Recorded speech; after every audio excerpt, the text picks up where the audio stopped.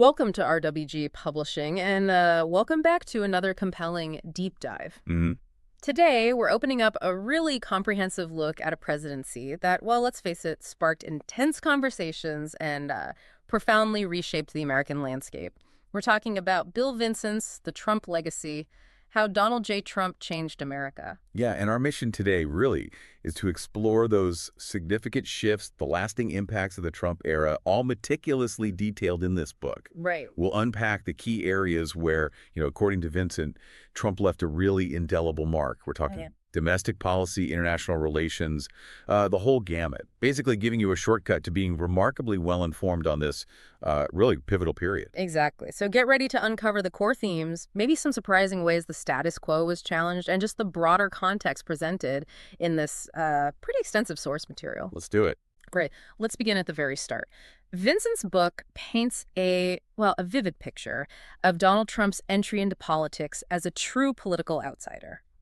What, from Vincent's perspective, was really novel about his unconventional approach? What immediately set him apart? Well, what's fascinating here, and Vincent really zeroes in on this, is how his candid, sometimes brash communication style, his sort of unprecedented direct connection with voters through social media, and his, let's say, fearless critique of Washington insiders.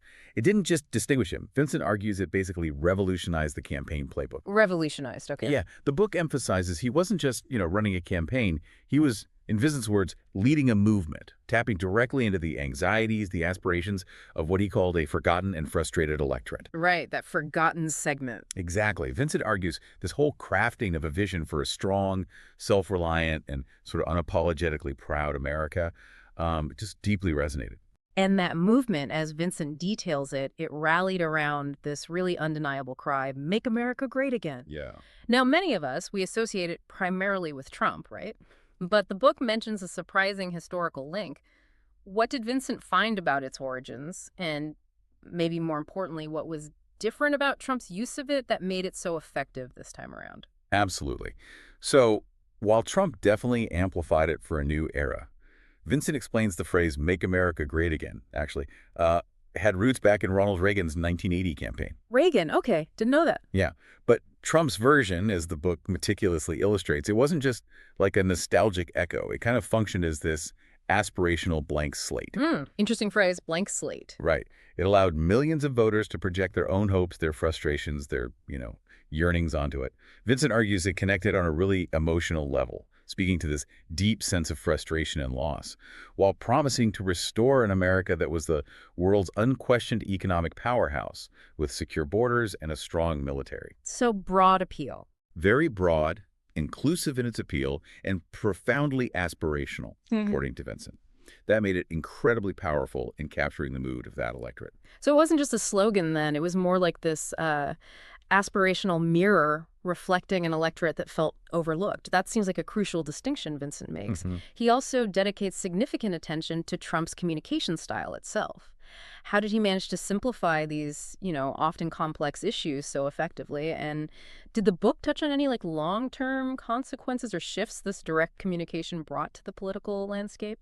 Vincent really portrays him as a master at distilling complex issues into digestible, relatable messages, intentionally focusing on big, bold promises rather than, technical jargon. Cutting through the noise. Exactly. The book highlights his unconventional campaign tools, the skillful use of media for constant, often free wall-to-wall media coverage. Oh, His personal control of Twitter to, quote, bypass the traditional media filters and speak directly to millions, and turning his rallies into these almost rock concerts that energize his base. right. The rallies were something else. They were. And this direct line, Vincent argues, profoundly redefined the relationship between a political leader and the public, especially in the digital age.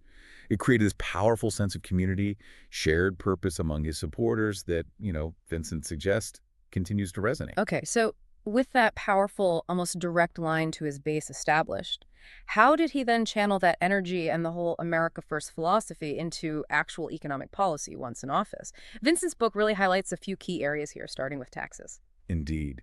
Vincent pinpoints the most significant economic overhaul as the Tax Cuts and Jobs Act, the TCJA of 2017. Right, TCJA. Big one. Huge. This act slashed the corporate tax rate from 35% down to 21%. And the book notes that was the largest one-time reduction in U.S. history. Wow. Vincent explains the goal was pretty clear. Spur investment, create jobs, accelerate economic growth. It also doubled the standard deduction, expanded the child tax credit, aiming to put more money basically into individual pockets. But not without criticism. No, definitely not. Vincent also reports that critics, as detailed right there in the book, raised concerns about disproportionate benefits maybe going to the wealthy and corporations, Right. and a potential increase in the national debt. It presents both sides. Gotcha. So tax cuts were one side of the coin. Deregulation was another massive push, often framed as, unleashing the economy.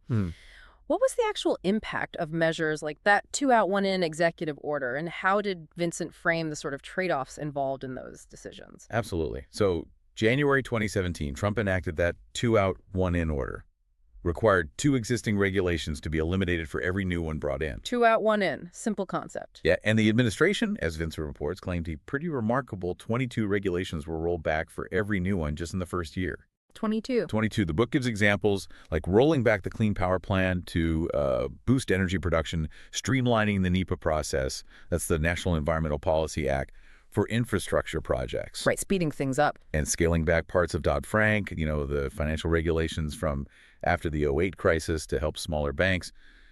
Vincent frames these actions as deliberately unleashing the American economy. But the trade-offs. Yeah. The book also covers critics who voice concerns about potential environmental harm, workplace safety, financial risks. Vincent highlights it's a complex debate, inherent in these big policy shifts. And then there was trade, arguably one of the most recognizable pillars of America First. Oh, definitely. How did the renegotiation of NAFTA into the USMCA and that trade situation with China, how did that represent a departure from previous approaches? And what was Vincent's core analysis of the objectives there? His aggressive stance on trade was truly defining.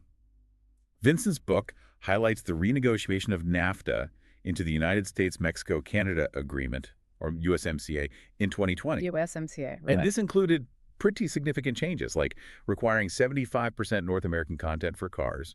That was up from 62.5% under NAFTA. Okay. A provision for 45% of auto content to be made by workers earning at least $16 an hour, even in Mexico. And increased access for American dairy farmers to Canadian markets. So specific industry protections built in. Exactly. Vincent frames these as more than just, economic tweaks. He argues they represented a really significant philosophical shift, kind of embedding a new type of industrial policy directly into a major international agreement, all to protect American workers and industries. That was the stated goal. And China. Right. Then you had the trade dispute with China. Tariffs were imposed to counter what Trump described as unfair trade practices, things like currency manipulation, intellectual property theft. Yeah. This fundamentally altered decades of U.S. trade policy. Yeah. A really big shift. Okay, the depth of these changes is truly something. And if you're finding this deep dive as fascinating as we are, you'll definitely want to get your hands on the source material itself. Yeah, Bill Vincent's The Trump Legacy, How Donald J. Trump Changed America, goes into incredible detail on every one of these points. It's really a comprehensive look at the policies, the philosophy behind them. It offers a complete picture of these transformations and, importantly, the reasoning Vincent attributes to them. Exactly. So to really dig in, see all the sources and the context for yourself, you can find the book on Amazon. We'll drop a link for you right there in the description. It's a super valuable resource for anyone looking to truly understand this pivotal period in American history. Definitely worth checking out. Okay, shifting gears a bit now. The book discusses a significant emphasis on national security and a foreign policy based on peace through strength. How did Trump work to rebuild the military, according to Vincent? And what was the underlying strategic vision he attributes to those efforts? Vincent points to a pretty substantial increase in the first defense budget, something like $54 billion. Wow. Yeah, focusing on modernization, advanced weaponry, cyber warfare capabilities. And a real testament to this sort of forward-thinking approach, as Vincent notes, was the creation of the U.S. Space Force in December 2019. Space Force, right. The first new branch in a long time. Over 70 years, yeah. First new branch. The administration also prioritized support for military families, increased pay, improving VA health care. Vincent frames all this as part of a broader vision to project strength and deter adversaries. Now, his approach to international alliances, particularly NATO, that was certainly unique, sometimes challenged long-standing norms. Very much so. How did Trump's perspective challenge that traditional thinking on alliances? And what did Vincent highlight as both the rationale behind it and maybe the ultimate outcome of that pressure? Well, Vincent details Trump's view pretty clearly. The U.S. was carrying unfair burden. That was the core argument. So he pushed NATO allies pretty vigorously to meet their 2% GDP defense spending target. The 2% target, yeah, that came up a lot. It did. And while critics argued, this alienated allies maybe risk alliance cohesion, the book highlights Vincent's argument that this pressure actually, quote, resulted in increased defense spending among NATO members. So Vincent suggests it was maybe a necessary recalibration, framing it as a leader willing to disrupt established dynamics to get what he saw as a more equitable distribution of defense responsibility. Okay. He also pursued some really unconventional diplomacy with adversaries, notably North Korea. Right. How did that dramatic shift in engagement change the dynamic? And what did Vincent conclude about its effectiveness, even though, specific denuclearization agreements were kind of vague? Indeed. Vincent's book detailed a really dramatic shift from that initial fire and fury rhetoric. Yeah, I remember that. To historic summits with Kim Jong-un. Singapore in 2018, that meeting in the DMZ. And while, specific denuclearization agreements stayed vague, Vincent notes that these efforts resulted in a significant de-escalation of tensions. De-escalation, okay. Yeah, and crucially, fundamentally changed the trajectory of U.S.-North Korea relations. The book points out North Korea didn't do further nuclear tests or long-range missile launches during his presidency. Vincent suggests this direct leader-to-leader engagement offered a different path forward than maybe the traditional diplomatic channels could. Interesting take. But perhaps one of the most heralded diplomatic achievements, as the book argues, came in the Middle East. Ah, yes, the Abraham Accords. Exactly. Tell us about those. So this refers to the Abraham Accords in 2020. They normalized relations between Israel and the United Arab Emirates, Bahrain, Sudan, and Morocco. A big deal. Huge. Vincent calls this a historic diplomatic achievement, driven, he argues, by shared security concerns, especially regarding Iran, and also significant economic incentives. The U.S. played a crucial role, offering practical incentives like the sale of advanced F-35 fighter jets to the UAE. Vincent explains these accords basically shattered old paradigms, moved away from the traditional Palestinian-centric approach, fostered this new era of cooperation and stability in the region that the book emphasizes was pretty much unprecedented. And in counterterrorism, Vincent highlights some clear victories there, too. He does. The book emphasizes the defeat of ISIS as a territorial force. The liberation of key strongholds like Raqqa and Mosul. Right, taking back territory. Vincent also highlights the targeting and elimination of key terrorist leaders, Abu Bakr al-Baghdadi in October 2019 and Qasem Soleimani in January 2020. These actions, Vincent argues, were significant victories in the fight against global terrorism, demonstrating, in his view, a bold, decisive leadership approach that prioritized direct action against perceived threats. Okay. Let's shift back domestically. Few issues were as central to the administration's platform as border security. Definitely a cornerstone. Beyond just the focus on building a physical wall, what did Vincent highlight as the core principles and maybe the outcomes of this administration's approach to border control? Trump's administration absolutely made securing the border a defining feature. Strong focus on building a wall along the U.S.-Mexico border. And by the end of his presidency, Vincent reports hundreds of miles of new barriers had been erected, often, replacing or reinforcing existing structures. So new construction and upgrades. Right. The book also details the implementation of zero-tolerance policies, increased deportations, which Vincent frames as necessary for national security and immigration enforcement. But again, controversy.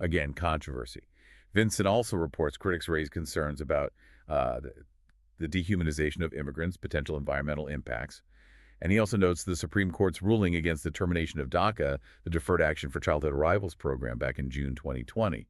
That allowed it to temporarily continue, which just illustrates the complex legal battles surrounding all these policies. Right, a lot of moving parts.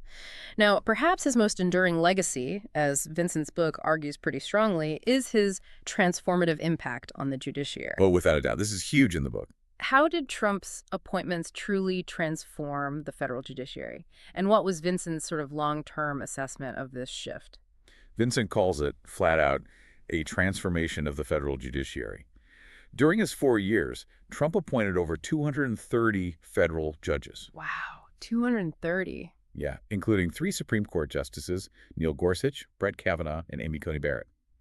Vincent explains the clear goal was to appoint judges who would strictly interpret the Constitution, adhering to principles like originalism and textualism. Originalism, textualism, key concepts there. Exactly.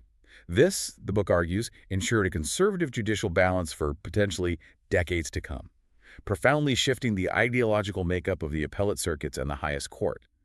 Vincent really highlights this as a deeply strategic and long-lasting achievement from the administration's perspective. Connected to that judicial focus, the administration also championed religious liberty as a core principle. What specific steps did they take, both here at home and on the global stage? And what was Vincent's interpretation of this as, like, a central tenet for them? Vincent details deliberate steps taken to protect religious groups.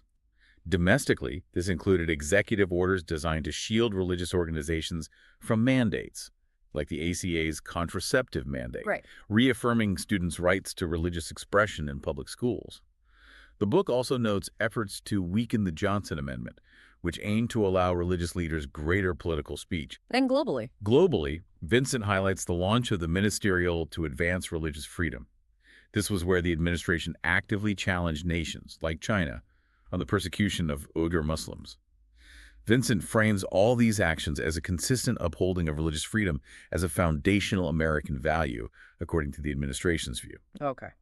We also really can't overlook his administration's response to the, well, unprecedented challenge of the COVID-19 pandemic. Unprecedented is right. Operation Warp Speed is highlighted, but what did Vincent reveal about its actual scale and the broader strategy for balancing public health with, economic recovery? The book highlights Operation Warp Speed, launched May 2020, as just a monumental undertaking.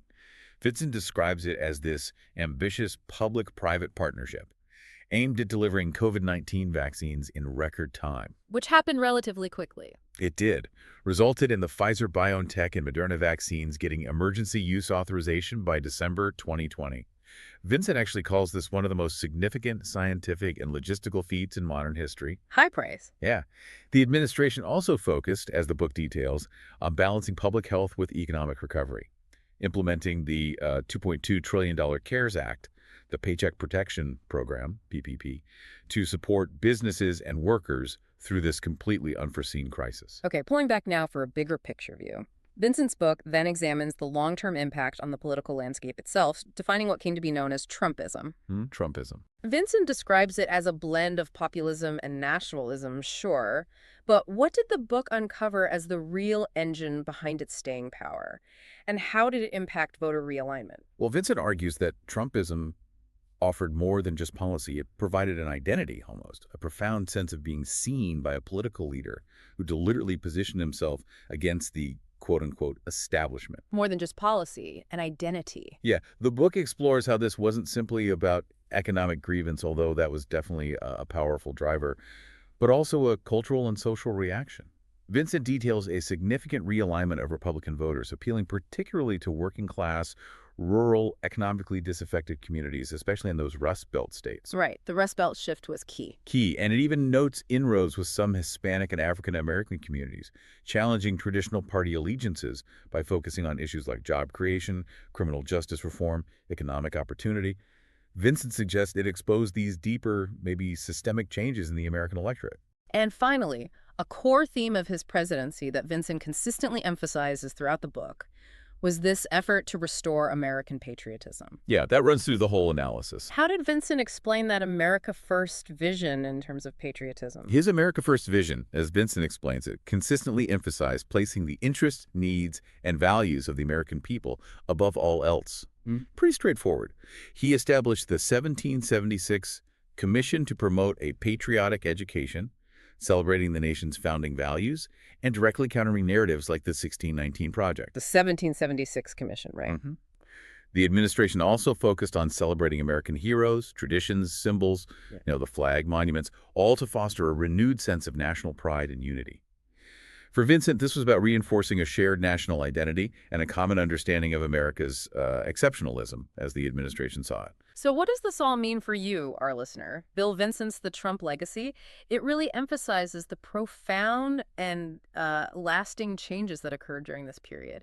It offers a kind of roadmap, really, to understanding a truly transformative era. Yeah, and if we connect this to the bigger picture, Trump's presidency, as it's meticulously detailed in this book, it represents a significant turning point in American governance, in national identity. It established new precedents in political communication, economic policy, global engagement, all driven by that core philosophy of America first that Vincent argues has maybe irrevocably altered the political landscape. Whether it's through the tax code, the Supreme Court, international diplomacy, Vincent's book presents a powerful argument for how his approach, disruptive and bold as it certainly was, laid a new foundation for the nation's direction, reshaping how America sees itself and maybe how the world sees America too.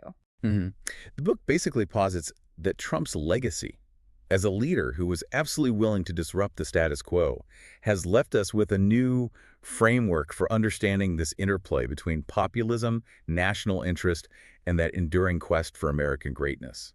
How might these shifts, continue to redefine the very fabric of our political discourse, our national purpose in the coming decades? That's really a question, I think, for all of us to consider as we move forward. And that's our deep dive into Bill Vincent's The Trump Legacy, How Donald J. Trump Changed America. And for those of you who want to explore this extensively researched book even further, you can find it available right now on Amazon. We've put the link in the description for you. Easy to find. Once again, thank you for joining us on this exploration of some really significant transformations in America. Thanks for tuning in. Thank you for listening to the Deep Dive Podcast.